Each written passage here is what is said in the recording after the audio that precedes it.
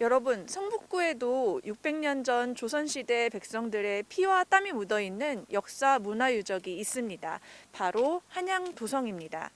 저는 지금 한양도성의 낙산 구간에 서 있는데요. 오늘은 이 한양도성이 어떻게 쌓아지고 600년 동안 유지되어 왔는지 해설사 선생님을 모시고 한양도성의 성벽돌에 숨어져 있는 조선시대 민초들의 애환과 지혜를 살펴보도록 하겠습니다. 선생님, 한양도성에 성을 드나드는 문은 몇 개나 되나요?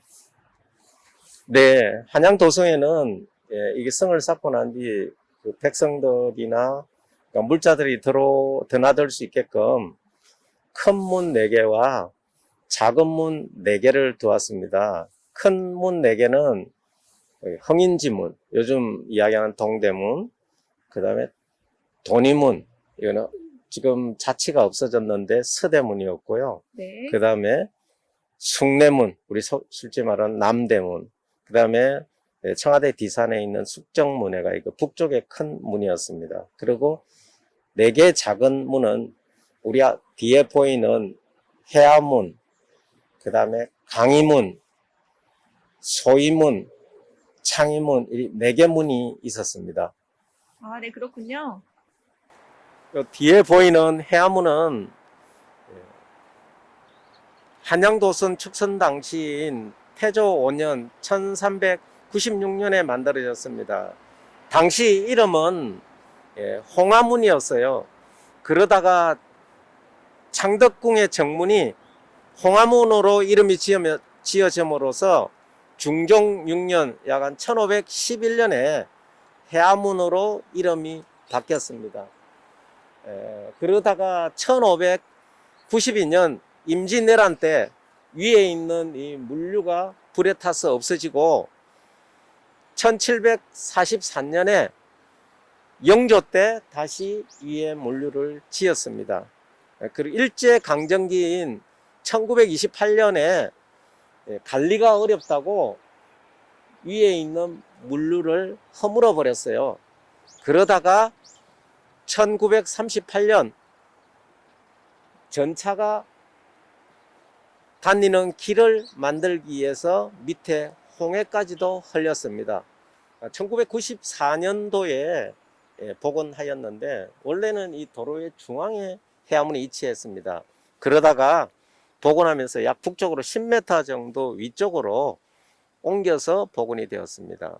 좀 아쉬웠던 점은 해암문이라는 현판이 고궁박물관에 그대로 있었음에도 불구하고 임의적으로 글씨가 복원되었습니다. 보통 문들은 홍해 천정에 대부분이 용이 그려져 있습니다. 그러나 이 해암문 천정에는 봉황이 그려져 있습니다. 그 이유는 이 앞쪽에 보이는 평이라는 넓은 평야가 있었는데 새들이 와서 곡식을 쪼아먹는 것을 방지하기 위해서 봉황을 그려 넣었습니다. 이 해암문은 그 북쪽을 통하는 소문이지만은 숙정문이 산속에 있어서 북대문에 구실을 못했기 때문에 여기가 북대문에 구실을 했습니다. 그래서 이 문을 지키는 병사의 수도 보통 소문은 20명이었지만 여기는 30명이 지키고 있었습니다. 선생님, 궁금한 게 있는데요. 이 성을 쌓는데 얼마나 오래 걸렸을까요? 우리 선생님 얼마나 걸렸다고 생각하세요? 글쎄요, 한 5년에서 10년 정도 걸리지 않았을까요? 네, 놀라지 마십시오. 네. 98일 만에 100일도 아닌 98일 만에 완성이 되었습니다. 100일도 안 걸리는 시간 동안 이걸 만들었단 말이에요? 그러죠. 그래서 그때는 이 농사가 주 산업이고 주축이었기 때문에 농한기인 1, 2월 49일, 네. 8, 9월 49일에 전국에서 19만 7천 명을 동원해서 이 18.6km 구간의 한양도성을 완성하게 된 겁니다. 그리고 또 이 시간이 좀 지나니까 또 허물어지겠죠. 네. 그래서 1422년 세종 때에는 태조 시대에 지었던 거, 그때는 산에는 이런 돌로 지었고요. 그 다음에 평지에는 흙으로 토성을 지었습니다. 그래서 이게 허물어지니까 세종 때에는 허물어진 구간을 다시 쌓는 작업을 하고 평지를 다 돌로 다시 축성하게 됩니다. 그때는 약 38일 만에 전국에 32만 명이 동원되어서 그 작업을 완성하게 됩니다. 아, 그렇군요. 이 돌의 모습들은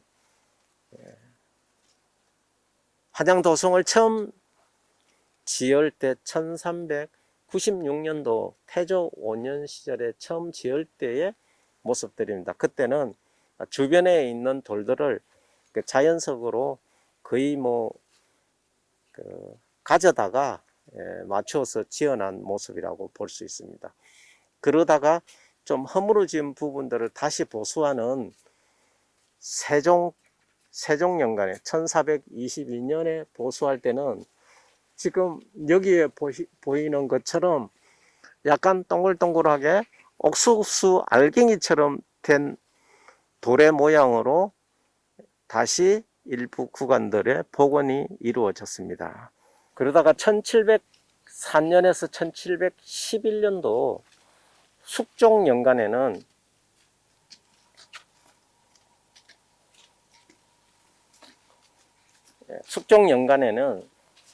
가로 세로가 약 40에서 45cm 정도 되는 돌로서 이렇게 규격화된 돌로서 쌓기 시작했습니다. 근데 여러분들 의문점이 생기지 않습니까? 세종 1422년, 숙종 1704년, 이런 공간이 너무 많이 비지 않습니까? 그동안에 이 성이 과연 안 허물어졌을까요? 아마 허물어졌을 겁니다. 그런데 이렇게 복원을 못한 것은 1638년 병자호란이 일어났습니다. 그때 우리가 치욕적인 항복을 하면서 그 조약에 조선은 성을 보수하거나 새로 짓지 못하는 그런 조약에 항목이 들어 있었습니다. 그것 때문에 그동안 보수를 못하고 있다가 숙종 시대에 와서 중국의 정세가 가도기로 변하는 과정에 그때 숙종 때 다시 성들을 쌓기 시작했던 겁니다. 자, 이 돌의 모습은 숙종 때보다는 훨씬 더 크죠. 여기는 약 한 60cm 정도의 큰 돌로서 다듬어져서 쌓아졌습니다. 이때는 언제냐? 1800년 순조 때 공사를 했던 부분들입니다. 이렇게 반듯반듯한 부분들은 이때부터는 세종하고 태종 때는 백성들이 와서 지었다면 이 순조 때는 군인들이 와서, 숙종하고 순조 때는 군인들이 와서 이것을 축성했습니다. 그리고 이렇게 돌의 크기가 커지는 것은 전쟁이 일어날 때, 이런 시기는 이제 포탄도 발달되고 화약 무기들이 발달하다 보니까 이런 것을 견디기 위한 더 크고 튼튼한 성들이 필요했겠죠. 그래서 이렇게 돌의 모양들이 더 커졌다고 보시면 됩니다. 여러분들이 보시다시피 이 한양 도성의 성벽에는 조선의 역사가 고스란히 남아 있습니다. 자, 이 성에는 조선 시대의 역사가 고스란히 남아 있다 그러셨죠. 요 위에 위쪽 상단 부분에 보시면은 가장 최근에 지은 거로 표시가 날 겁니다. 이 부분은 박정희 대통령 시절에 전체 구간이 복원됐던 구간입니다. 1968년 1월 21일 우리 소위 121 사태라고 그러죠. 김신조를 포함한 31명의 무장공비가 청와대를 습격하기 위해서 내려왔던 사건이 있습니다. 자화문을 통과하면서 그걸 수비하시던 우리 최규식 총경이 현장에서 전사까지 했던 안타까운 역사의 사실이었습니다. 28명이 사살되고 1명은 투항했죠. 이분이 김신조죠. 그리고 2명은 도주했다고들 합니다. 그러면서 생겨났던 것이 우리의 주민등록번호가 그때부터 새로 만들어졌습니다. 예비군도 만들어지고 학교에서는 교련도 실시하게 되고 유격훈련, 숙정문 이런 것도 폐쇄되고 우의령도 폐쇄됐습니다. 최초에는 숙정문 구간에서부터 복원이 되기 시작했지만 점체적으로 1975년 이 한양도성 전 구간에 걸쳐서 복원 작업이 시작되었습니다. 그래서 이런 모양으로 복원이 되어 있는 것입니다. 한양도성은 600년의 역사를 간직한 우리들의 소중한 문화의 유산입니다. 오랜 시간이 지나다 보니까 성벽의 일부 구간들이 풍화작용이나 앞으로 이렇게 나오는 어떤 배부름 현상, 그 다음에 돌이 이렇게 갈라지는 균열 현상들이 발생하고 있습니다. 그래서 이런 시민들의 안전과 문화유산을 보존하기 위해서 계속 꾸준히 관찰하고 있습니다. 앞에 보면은 흰 모양으로 껌처럼 생긴 부분이 성벽에 붙어 있을 겁니다. 그래서 그 성벽과 성벽 아래 위 사이나 좌우 사이로 붙은 것은 균열이나 이런 부분들이 어떻게 발생하고 진도가 있는지를 체크하는 거고, 또 유리판이 이렇게 붙어 있는 것이 있을 겁니다. 유리판 쪽은 앞으로 튀어나오거나 이런 부분들을 계속해서 관찰해서 문화유산들을 우리의 후손들에게 물려줄 수 있는 우리의 유산으로 계속 보존하는 활동들을 하고 있는 모습입니다. 선생님, 네. 이제 그 성벽에 글씨가 보이는지 한번 찾아보시겠습니까? 아, 그럴까요? 선생님이 말씀하신 대로 이렇게 찾아보겠습니다, 한번. 혹시 이거 아닌가요? 네, 맞습니다. 글씨가 뭐로 보입니까? 글씨가 혹시 읽을 수 있을까요? 그래도 우리 글쎄요. 가까이 있으니까 보이네요. 자, 이거 영동이라는 글씨입니다. 예, 영동. 이 앞에 잠깐 한번 보실까요? 옆에.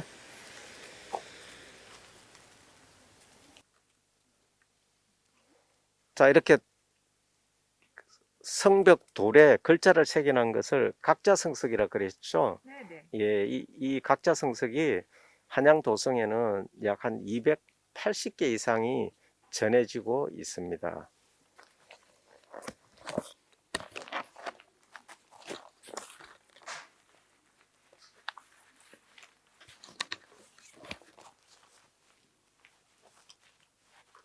이제는 글씨가 또렷하게 잘 보이는 것 같아요, 선생님. 네. 네, 잘 보이시죠? 네. 예, 여기는 글씨가 우리가 쉽게 매산자는 보이실 거예요. 그 다음에 이거 계집여자의 처음 시예요. 이게 처음 시작하는 곳이다 이런 거죠. 그럼 이 앞에 글씨가 약간 좀 어려운 건데 여기 기러기 홍자입니다. 홍산시입니다. 홍산은 지금으로 하면은 홍산은 지금으로 하면 어디냐면은 네. 충청도 부여입니다. 부여군 홍산면이라는 곳입니다. 그러면 부여에서 예. 시작했다. 부여에 있는 홍산면민들이 와서 군현 사람들이 여기서부터 시작했다 이렇게 표시가 되는 곳입니다. 근데 우리가 지금 대부분의 우리 시민들이 지나가면서 이런 글씨가 있는지 모르고 지나가고 있습니다. 이거 맞나?